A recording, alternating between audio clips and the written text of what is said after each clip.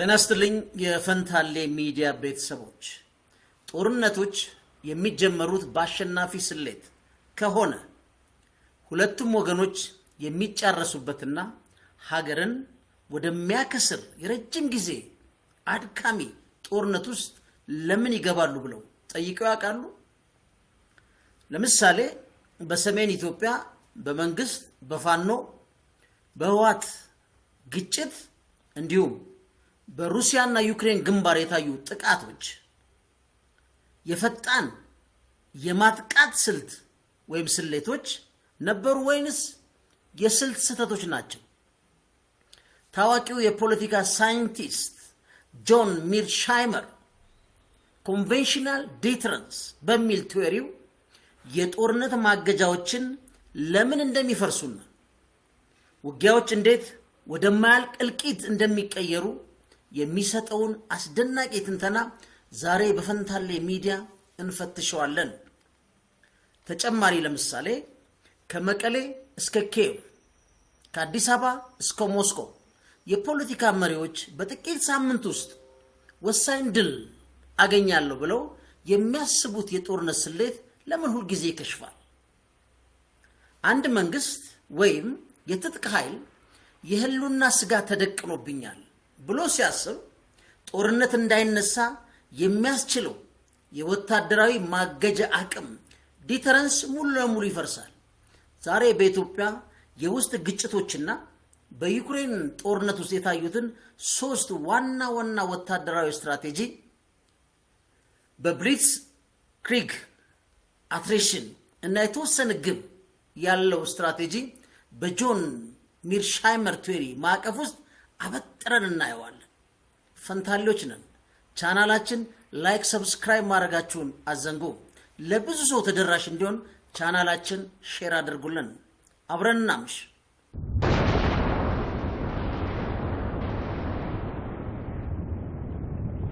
ይህ የምትመለከቱት ኪየቭ በሩሲያ ባላስቲክ ሚሳይል እየነደደች ነው። ግን ይህ ለምን ሆነ? ሩሲያና ዩክሬን ምንድነው ያጋጠማቸው የሚለውን ለመመለስ ለማየት መጀመሪያ አንድ ነገር ዲፋይን እናድርግ። ኮንቬንሽናል ማገጃ ወይም ኮንቬንሽናል ዲተረንስ ምን ማለት ነው? በዓለም አቀፍ ግንኙነትና ወታደራዊ ሳይንስ ውስጥ ያለ ጽንሰ ሐሳብ ሲሆን ትርጓሜው አንድ ሀገር ወይም ቡድን ወይም ታጣቂ የኒኩለር ያልሆኑ ወታደራዊ ኃይሎችን በመጠቀም ጠላቱ ጥቃት እንዳይሰነዝርበት ወይም ጦርነት እንዳይጀምርበት የማስፈራራትና የማገድ ስልት ነው። እንግዲህ ይህ አቀራረብ በዋናነት በጆን ሚርሻይመር የመሳሰሉ የፖለቲካ ሳይንቲስቶች በጥበብ የተተነተነ ሲሆን መሰረታዊ ዓላማው ጥቃት ብትሰነዝር የምታመጣው ጥቅም ወይም የምትከፍለው ዋጋ የሚያስገኝልህን ጥቅም እጅግ ይበልጠዋል የሚል መልእክት ለተቃራኒ ወገን ማስተላለፍ ነው። በጣም ኢምፖርታንት ኮንሰፕት ነው። የኮንቬንሽናል ማገጃ ዋና ዋና ክፍሎች ምንድን ናቸው የሚለውን ስንመለከት መደበኛ ወታደራዊ አቅም የኒኩለር ወይም የጅምላ ጨራሽ መሳሪያ ሳይሆን የየብስ ጦር ታንከኛ ሊሆን ይችላል፣ እግረኛ ሊሆን ይችላል፣ የአየር ኃይል ሊሆን ይችላል፣ ጀት፣ ድሮን፣ ባህር ኃይል ሊሆን ይችላል። ይሄ አንዱ ነው። ሌላው ተአማኒነት ነው። ክሬዲቢሊቲ ምን ማለት ነው? ጠላት ያንተን ወታደራዊ አቅምና አስፈላጊ ሆኖ ሲገኝ እርምጃ የመውሰድ ቁርጠኝነትን ወይም ፖለቲካ ውሳኔን ማመን አለበት። አቅም ኖሮ የመጠቀም ፍላጎት ከሌለ ማገጃው አይሰራም። ሶስተኛው የወጪና የጥቅም ስሌት ነው። ኮስት ቤኔፊት ካልኩሌሽን ነው።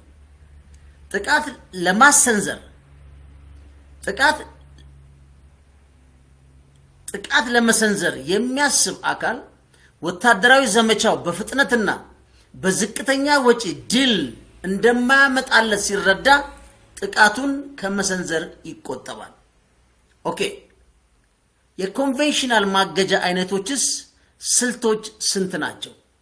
አንደኛው ለምሳሌ ዲተረንስ ባይ ዲናያል ይባላል።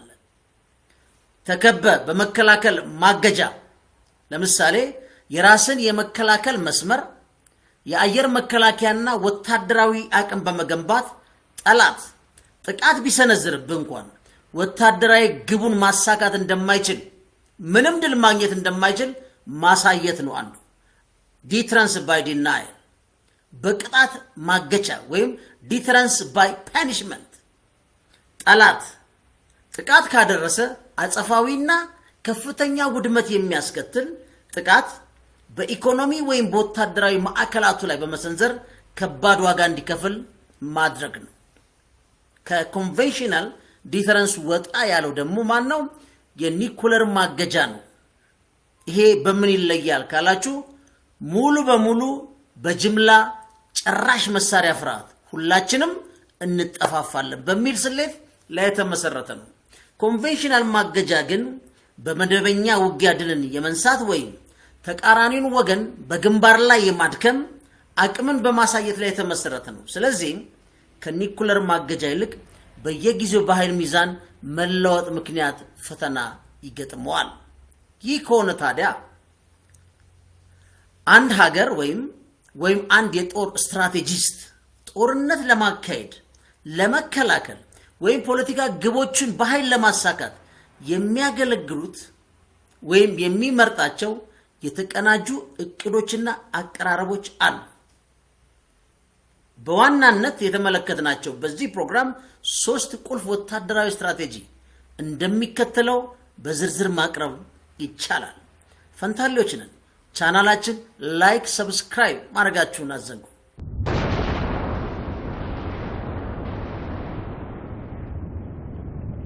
በጆን ሻይመር አንደኛው የወታደራዊ ስትራቴጂ ተብሎ የተለየው እንደ መብረቅ ፈጣን ጥቃት ብሊትስ ክሪግ የሚሉት ነው።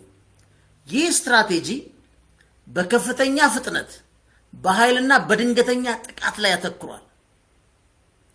የጦር ስትራቴጂው ዋና ዓላማው የጠላትን የመከላከል መስመሮች በፍጥነት በመስበር የቁጥርና የመገናኛ ማዕከላትን በማውደም እና የጠላትን ጦር ግራ በማጋባት በአጭር ጊዜ ውስጥ ድል መቀዳጀት ነው። ቁልፍ የሱ ክፍሎች ተብለው የሚጠቀሱለት የዚህ ስትራቴጂ መብረቃዊ ጥቃት የመልቀቅ ማለት ነው። ድፍረትና ፍጥነት ይፈልጋል። ጠላት ለመደራጀት ጊዜ ሳይኖረው በፍጥነት ዘልቆ መግባት ነው። የተቀናጀ ኃይል ይፈልጋል። ታንኮች፣ አውሮፕላኖች፣ ድሮኖች እና እግረኛ ጦር በተቀናጀ መልኩ በአንድ ነጥብ ላይ ማጥቃት አለባቸው። ግን ያለው ተግዳሮት ምንድን ነው ካለን ረጅም የመጠባበቂያ መስመሮችን ለመጠበቅ አስቸጋሪ ሊሆን ይችላል እና ጠላት መጀመሪያ ጥቃት ከተቋቋመ ጦርነቱ ወደ አድካሚ ወይም ለረጅም ጊዜ ሊቀየር ይችላል። ተግዳሮቱ ምንድን ነው ብለናል? ረጅም የመጠባበቂያ መስመሮችን ለመጠበቅ አስቸጋሪ ሊሆን ይችላል። ምክንያቱም ጠላት የመጀመሪያውን ጥቃት ከተቋቋመ ጦርነቱ ወደ ረጅም ጊዜ የሚፈጅ ሊቀየር ይችላል። ስለዚህ መብረቃዊ ጥቃት የሚባለው ዋናው ስትራቴጂና ብሊትስክሪግ የሚባለው ነው። ሁለተኛው የማድከም ጦርነት ነው። ዋር ኦፍ አትሪሽን የሚሉት ነው። ይህ ስትራቴጂ በተቃራኒው በረጅም ጊዜ ግጭት ላይ ያተኩራል። ዋና ዓላማው ምንድን ነው? የዚህ ጦር ስትራቴጂ የጠላትን የሰው ኃይል፣ የጦር መሳሪያና ኢኮኖሚያዊ ሀብቶች ቀስ በቀስ በመፍጀት ጠላት የመዋጋት አቅሙን እና ፍላጎትን እንዲያጣ ማድረግ ነው። በዚህ ስልት በመጨረሻ የሚቀረው ያሸንፋል የሚል እምነት አለ። ከባድ ሀብትም ይፈልጋል። ቁልፍ ክፍሎቹ ምንድናቸው ካለን የሀብት የበላይነት ነው። ምን ማለት ነው? የሀብት የበላይነት በዚህ አድካሚና ረጅም ጦርነት ለመሳተፍ በሰው ኃይልና በምርት አቅም ከጠላት የተሻለ ሆኖ መገኘት ያስፈልጋል። ሌላው ምንድነው? ጽናት። ለረጅም ጊዜ የሚዘልቅ ጦርነትን ለመቋቋም የሚያስችል ፖለቲካዊና ማህበረሰባዊ ቁርጠኝነት ወይም ሼርድ ቪዥን በጋራ መቆም ይፈልጋል። እዚህ ላይ ግን ያለው ተግዳሮት ምንድነው ካልን በሁለቱም ወገኖች ላይ እጅግ ከፍተኛ የሆነ የሰውና የቁሳቁስ መስዋዕትነት ያስከፍላል። እልቂቱ በቀላሉ የሚገለጽ አይደለም። ሶስተኛው የጦርነት ስትራቴጂው የተወሰነ ግብ ያለው ስትራቴጂ ሊሚትድ ኤም ስትራቴጂ ነው። ይሄ በዓለም አቀፍ ግንኙነትና በወታደራዊ ስትራቴጂ በተለይ በጆን ሜርሻይመር ኮንቬንሽናል ዲተረንስ ትንተናዎች ውስጥ የተቀመጠ ትልቅ ሐሳብ ነው ወይም ትልቅ ጽንሰ ሐሳብ ነው። ይህ ስትራቴጂ ሙሉ አገርን የመቆጣጠር ወይም የጠላትን ሰራዊት ሙሉ በሙሉ የመደምሰስ ፍላጎት ሳይኖረው በተወሰነ ቦታ የጊዜና የፖለቲካ ወሰን ውስጥ ብቻ ተገድቦ የተወሰነ ግብ ለማሳካት የሚደረግ ወታደራዊ ዘመቻ ነው።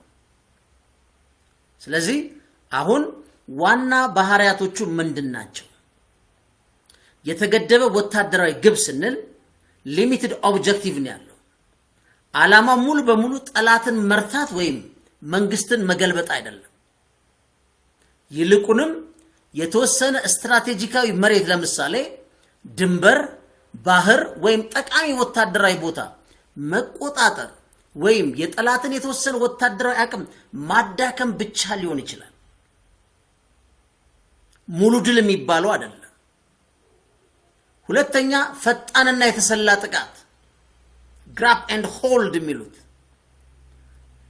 አጥቂ ወገን በፍጥነት ገብቶ የተፈለገውን ቦታ ከተቆጣጠረ በኋላ ጥቃቱን ያቆማል። ለምን? የሚይዘው ቦታ መደራደሪያ ነው። ከዚያም የተፈጠረውን እውነታ በመጠቀም ጠላት ቦታውን ለማስመለስ የሚያደርገውን ጥረት ከፍተኛ ዋጋ የሚያስከፍለውና ረጅም ጦርነት ውስጥ የሚያስገባው እንዲሆን ያደርገዋል። የያዘውን ቦታ የመጫወቻ ካርድ ያደርገዋል ማለት ነው። ሶስተኛው የፖለቲካና ዲፕሎማሲያዊ ድርድር ማመቻቻ ነው።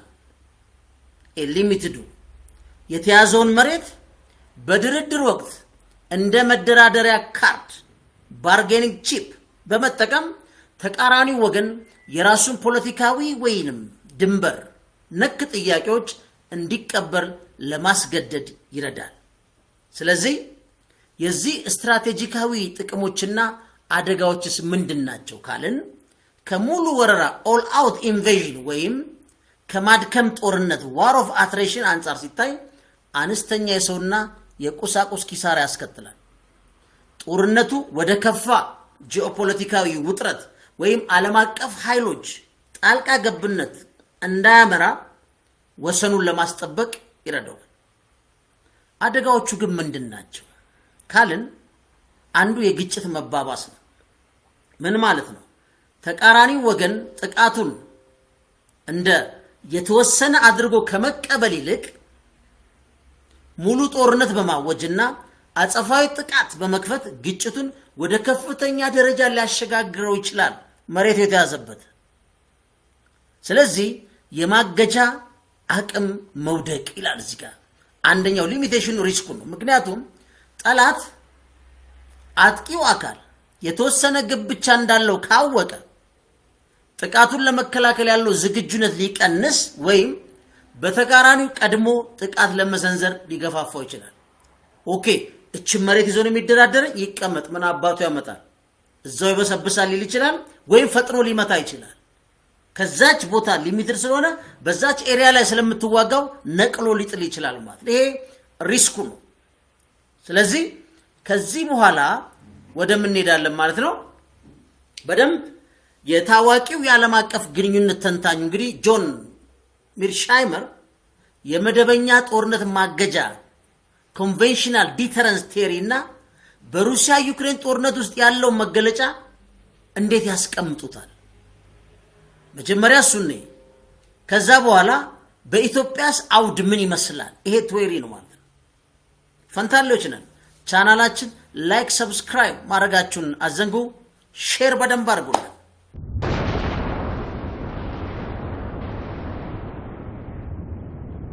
ኮንቬንሽናል ዲተረንስ የቲዎሪው መሰረታዊ መርህ እንግዲህ ሚርሻይመር በ1983 ዓመተ ምህረት ባሳተመው ኮንቬንሽናል ዲተረንስ በተሰኘው መጽሐፉ እንደሚሞግተው ወይ አርጊው እንደሚያደርገው መደበኛ ጦርነት ይላል እንዳይከፈት የማገጃ አቅም ሊሰራ የሚችለው ጥቃት አድራሹ አካል በፍጥነትና በዝቅተኛ ወጪ ድል መቀዳጀት አልችልም ብሎ ሲያምን ብቻ ነው ይላል።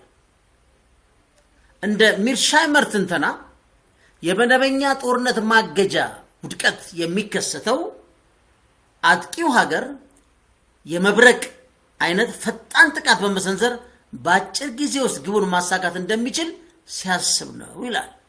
አንደኛው አሁን እዚህ ላይ የጆን ሚርሻይመር ትክክለኛና ጥልቅ መከራከሪያ በሩሲያና በዩክሬን ውስጥ ምን ይመስላል?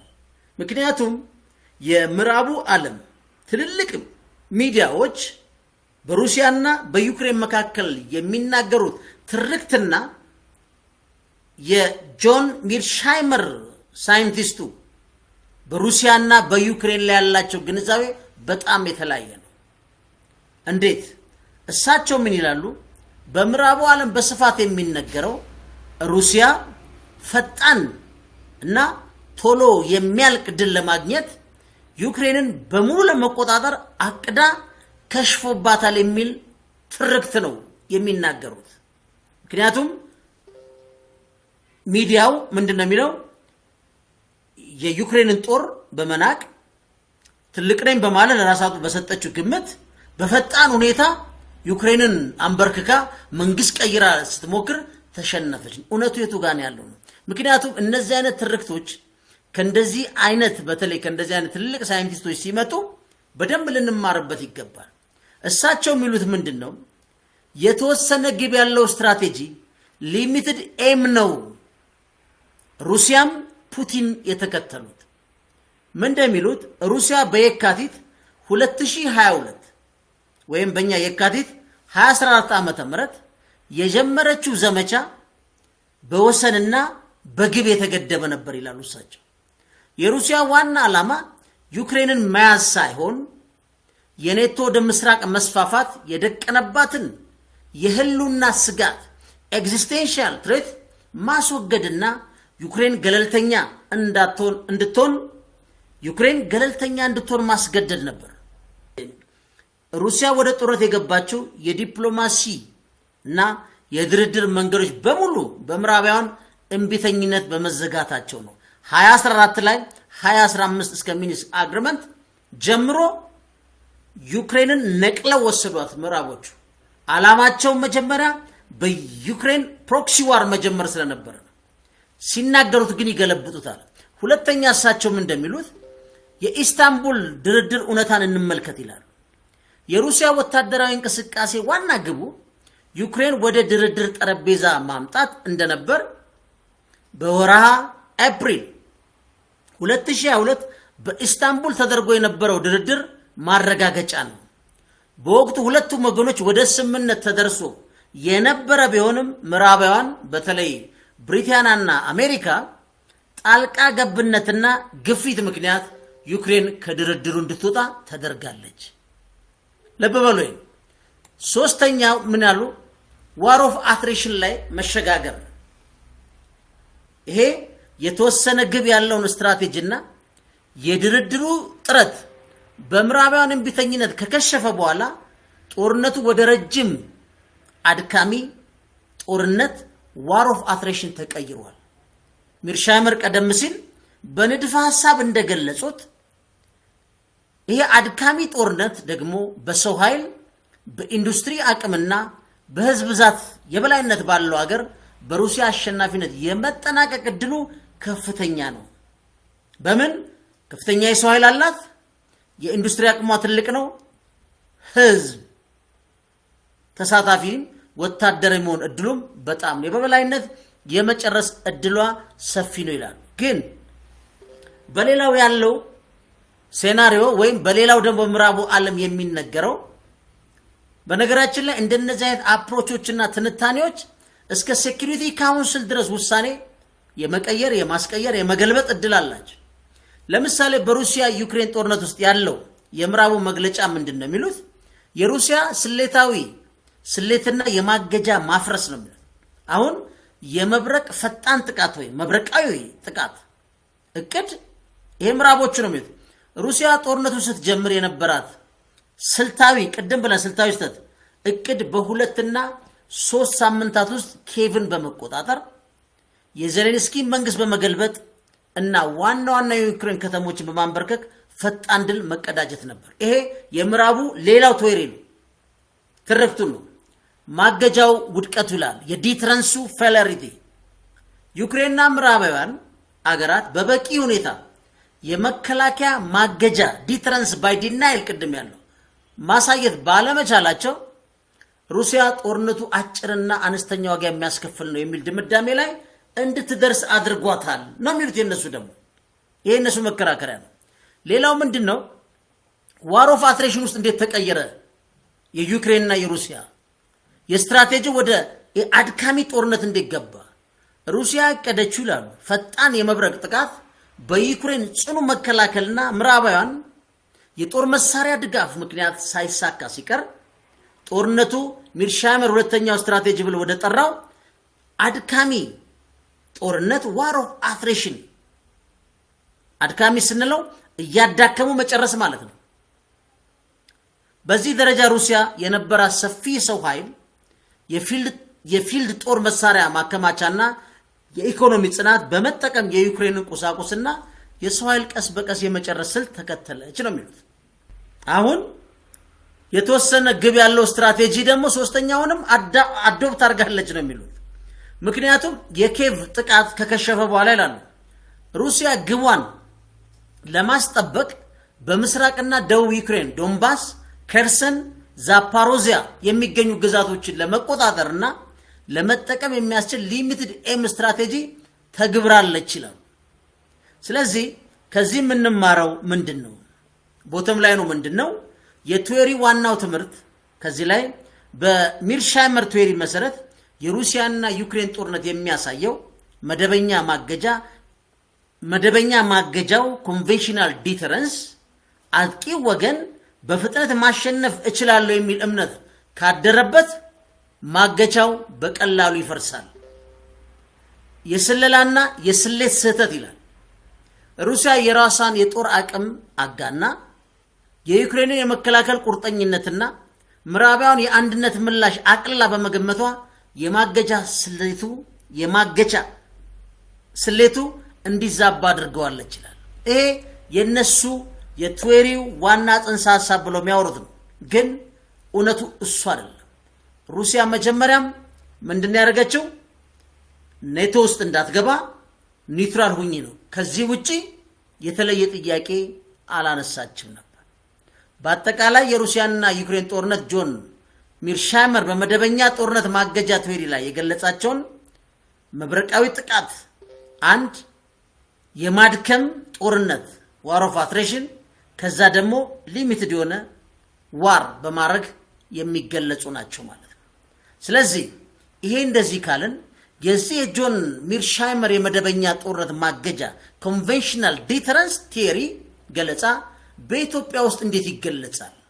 የሁኔታው ማጠቃለያና የወታደራዊ ስትራቴጂዎቹ ትንተናስ በምን መልኩ የሚቀርብ ነው? ፈንታሌዎች ነን። ቻናላችን ላይክ፣ ሰብስክራይብ ማድረጋችሁን አዘንጉ። አብረን ነው።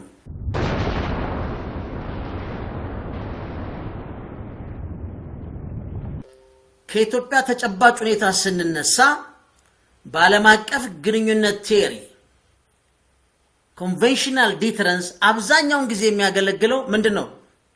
በሁለት ሉዓላዊ ሀገራት መካከል የሚደረግ ጦርነትን ለማብራራት ቢሆን በአገር ውስጥ ባሉ መንግስታትና ወይም በታጠቁ ኃይሎች መካከል ላለ ወታደራዊ ስሌትም ሙሉ ለሙሉ ተግባራዊ ማድረግ ይቻላል። ፊትም የሚያደርግ ቲዮሪ ነው። ስለዚህ ጉዳይ ስናወራ ሁለት መሰረታዊ ነገሮች ማወቅ አለብን። በኢትዮጵያም ተጨባጭ ሁኔታ በዓለሙም ቢሆን አንደኛው የፖለቲካ ተለዋዋጭነት ፖለቲካል ቫሪያብሎቹ ምንድናቸው? ለምሳሌ በሶስት ወገኖች አሁን በሚዲያውን ተቆጣጥሮ ባለው በመንግስት በህዋትና በፋኖ በኩል የሚታዩ የፖለቲካ ፍላጎቶችና የህልውና ስጋቶች ኤግዚስቴንሻል ትሬት እጅግ ከፍተኛ ናቸው።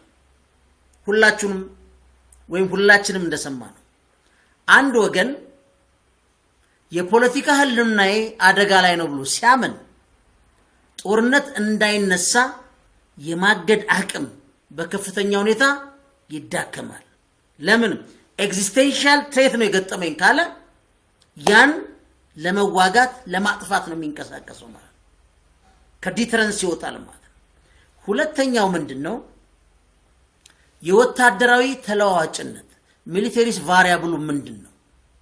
እያንዳንዱ ወገን የጋራ ኃይል ሚዛኑን የመሬት አቀማመጡና የሚከተለውን የወታደራዊ ስትራቴጂ አይነት በመገምገም ጥቃት ለመሰንዘር ወይም ላለመሰንዘር ይወስናል።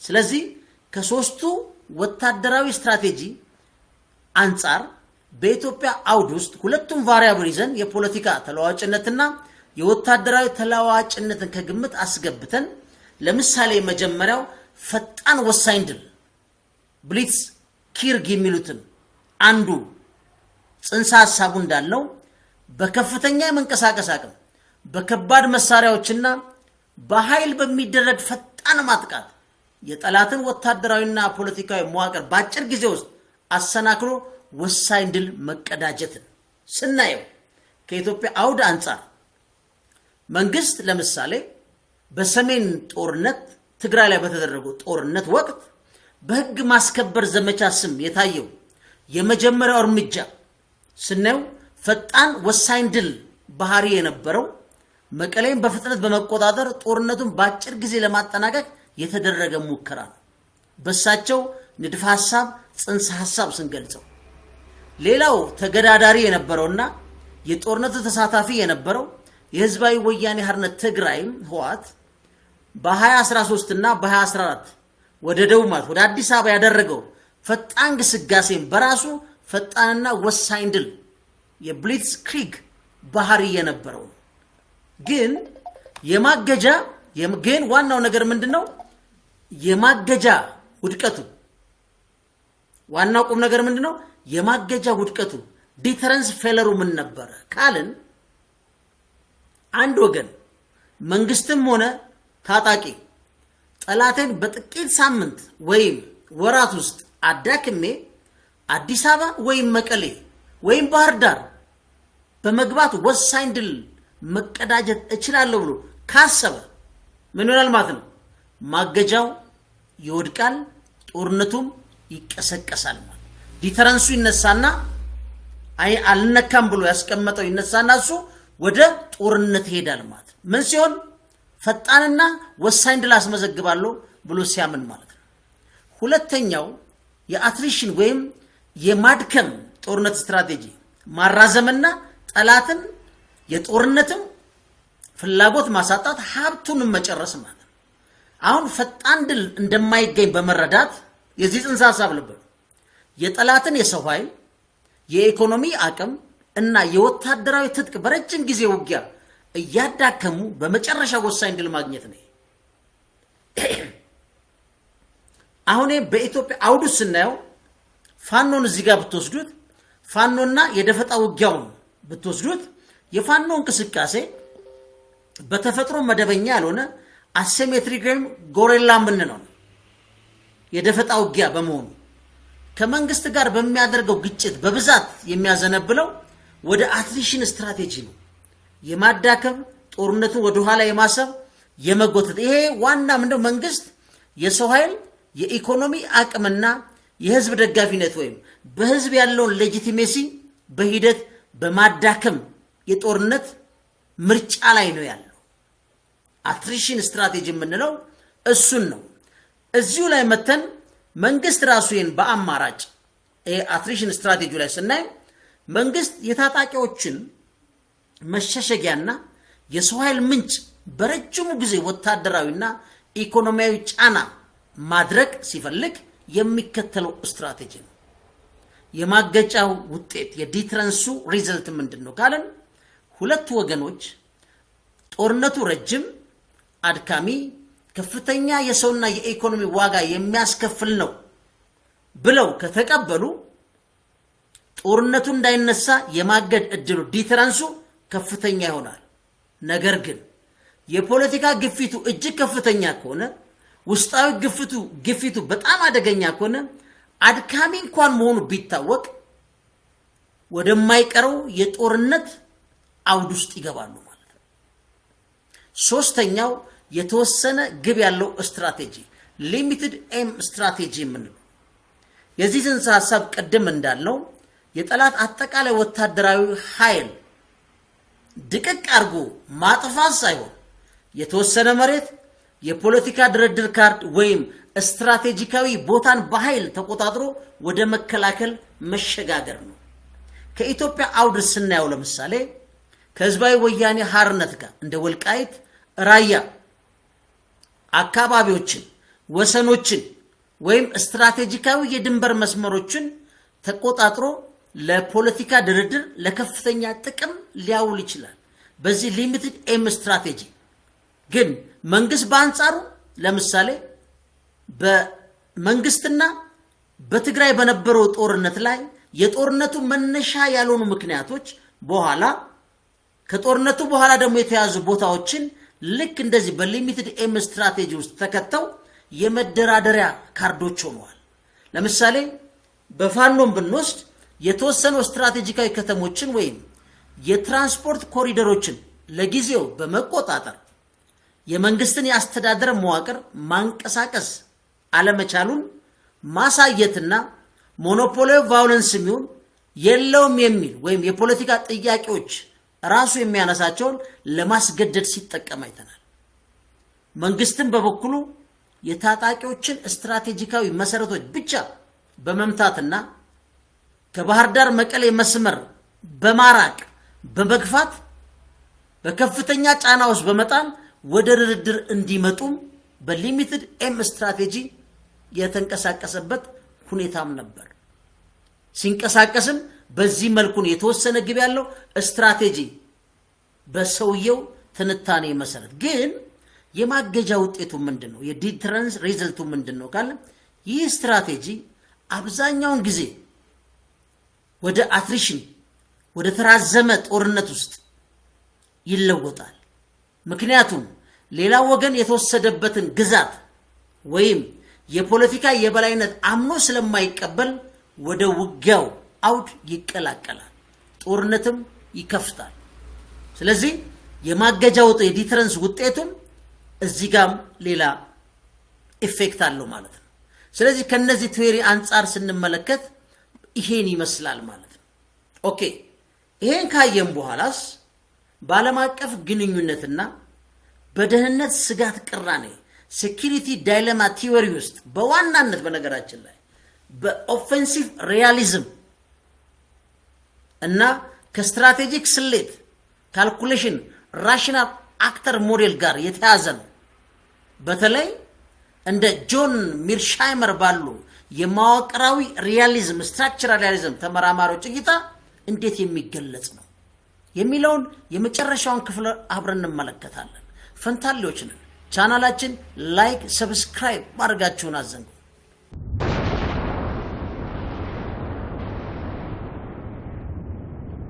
ሚርሻይመር ባሉ እንግዲህ ቅድም እንዳልኳችሁ በማዋቅራዊ ሪያሊዝም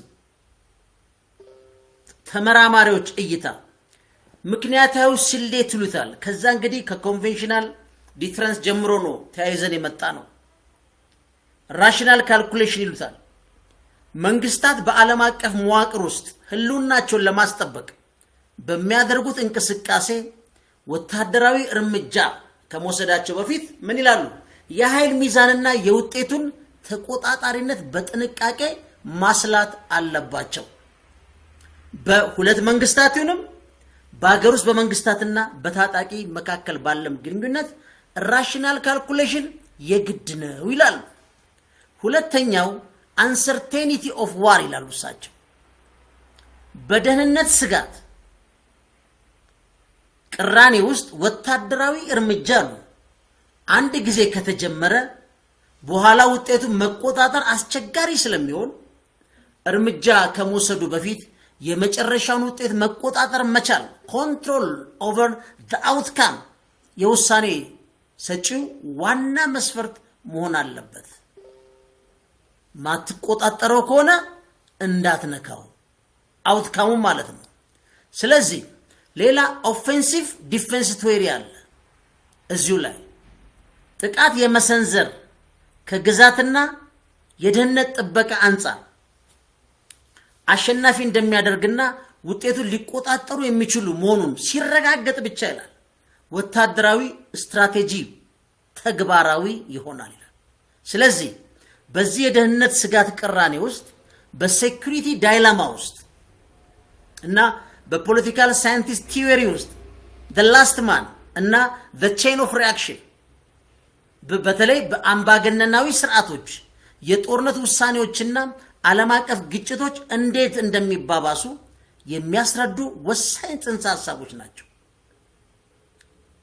በዚህ ሴኩሪቲ ዳይሌማ ውስጥ the last man and the chain of reaction የቼን ኦፍ ሪአክሽን ስንል ምን ማለታችን ነው? የምላሽ ሰንሰለት ማለት ነው። በምትወስደው አክሽን ላይ የሚፈጠረው ቼን ኦፍ ሪአክሽኑን እርግጠኛ መሆን አለበት። ይህ በደህንነት ስጋት ቅራኔ በሴኩሪቲ ዳይሌማ ውስጥ ዋነኛው የመክሸፍ ወይም የደህንነት መዛባት ምስል ነው። እንዴት? የተሳሳተ ስጋትና ምላሽ ይሄ በደንብ መታየት ያለበት ነው። አንድ ሀገር ደህንነቱን ለማስጠበቅ በሚል መከላከያውን ሲያጠናክር ወይም ወታደራዊ ዝግጅት ሲያደርግ ጎረቤት ሀገር ይህንን እንደ ቀጥተኛ ስጋት ይቆጥረዋል ማለት ነው። በሀገር ውስጥም በተመሳሳይ ሁኔታ ነው። በመንግስትና በታጣቂዎች የሚደረጉ ወታደራዊ አቅምን የማሳደግ ጉዳዮች በተመሳሳይ ነው። ሌላው የሰንሰለት ተጽዕኖ ነው። ምን ማለት ነው? ተቃራኒ ወገን ራሱ ለመከላከል ሲል ወታደራዊ እርምጃ ወይም ዝግጅት ያደርጋል። ይህ እርምጃ ደግሞ የመጀመሪያው ሀገር የበለጠ ስጋት ውስጥ ይከተዋል ማለት ነው።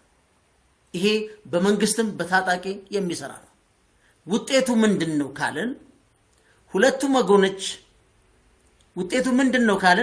ሁለቱም ወገኖች ጦርነት ባይፈልጉ እንኳን የነሱ እርምጃና ምላሽ በሚፈጥረው የማይቆም የምላሽ ሰንሰለት ቼን ኦፍ ሪአክሽን ወደ ከፋ ግጭትና ወታደራዊ ቁሳቁስ ወይም እስካሌሽን ስፓይራል ውስጥ ያመራቸዋል ማለት ነው። ስለዚህ ይሄ በጥንቃቄ የሚታይ ነው። ሁለተኛው the last man የመጨረሻው ሰው በውሳኔ ሰጭነትና በስትራቴጂክ ጥናት ውስጥ the last man የተባለው ጽንሰ ሐሳብ በሁለት መንገዶች ይተነተናል። አንደኛው ኦቶክራቲክ ዲሲዥን ሜኪንግ አምባገነናዊ የሆነ የውሳኔ አሰጣጥ መንገድ መከተል ነው። አንድ መሪ በዙሪያ ያሉትን አማካሪዎች በሙሉ ካገለለ ወይም የሱን ሐሳብ ብቻ የሚያስተጋቡ የስማኖችን ካስከበበ በመጨረሻ እሱ ብቻ the last man ሆኖ ይቀራል ማለት ነው። በዚህ ጊዜ ከእውነታው የራቀ የጦርነት ውጤቱና የህዝቡ ምላሽ በስህተት የሚያስብበት ሚስካልኩሌሽን ሁኔታ ውስጥ ይፈጠራል ማለት ነው። ሌላው ስትራቴጂክ ኮንትሮል ነው። በግጭት ቁጥጥርና ስትራቴጂ ላይ ይሄ ወታደራዊ እርምጃ እንግዲህ ከመጀመሩ በፊት ነው የመጀመሪያ ውሳኔ የሚያሳልፈው ሰው የጀመረውን ግጭት መጨረሻና የምላሹን ሰንሰለት ቼን ኦፍ ሪአክሽን ሙሉ በሙሉ መቆጣጠር መቻሉን ማረጋገጥ አለበት። ወታደራዊ እርምጃ አንዴ ከተጀመረ በኋላ በሰንሰለቱ ምክንያት የት እንደሚቆምና ማን እንደሚያሸንፍ መቆጣጠር አይቻልም። ካልተቻለ አይጀመርም። ከተጀመረ ለመቆጣጠር እርግጠኛ መሆን ነው። ምክንያቱም ውጤቱ በኋላ ማንም የማይቆጣጠረው ሀገርንም ህዝብንም ወይ whatever ሊበትን እስከሚችል ደረጃ ሊሄድ ይችላል ማለት ነው። ስለዚህ የሁለቱ ቅንጅት በደህንነት ስጋት ቅራኔ ውስጥ አንድ የመጨረሻ ሰው ውሳኔ the last man ሁኔታዎችን በትክክል ሳይገመግምና የውጤቱን ተቆጣጣሪነት ሳያረጋግጥ የሚወስደው አንድ ወታደራዊ ወይም ፖለቲካ እርምጃ የማይቆም ምላሽ ሰንሰለት chain of reaction በማስነሳት መላውን ቀጠናዊም ዓለም አቀፋዊ የደህንነት ሚዛኑን የሚያፈራርስ ውጤት ሊያመጣ ይችላል። ይሄ በጣም ቤስት ነው ኤክስፕላኔሽን ነው። ከላይ እንዳያችሁት እስካሁን እንደተከታተላችሁት በአንድ ሀገር ላይ ጦርነት ምን ያህል ኃላፊነት ባለው ሁኔታ በየትኛውም ወገን መንቀሳቀስ እንዳለበት አጠቃላይ ግንዛቤ የሚሰጥ ነው። ከዓለም አቀፍ እስከ ሀገር ውስጥ ነው ያየነው። ስለዚህ ፕሮግራማችን ደስተኛ እንደሆናችሁ እርግጠኛ በመሆን ቻናላችን ላይክ፣ ሰብስክራይብ በማድረግ ትተባበሩን ዘንድ እንግዲህ እኛ እንጠይቃለን። ፈንታሌዎች ነን። መልካም ምሽት።